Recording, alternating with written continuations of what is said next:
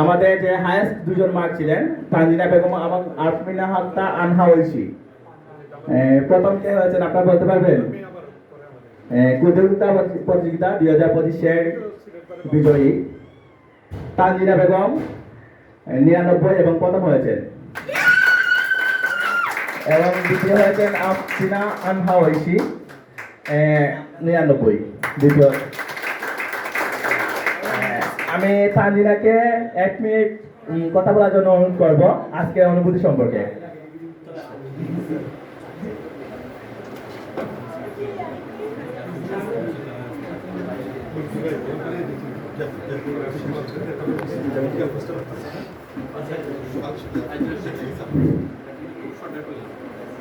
মানে আমি বুঝতে পারছি না আমি কেন ফার্স্ট হব, মানে ফার্স্ট হবো যে না আমি ফার্স্ট হয়েছি, আমার বলার মতো কোনো ভাষা নেই।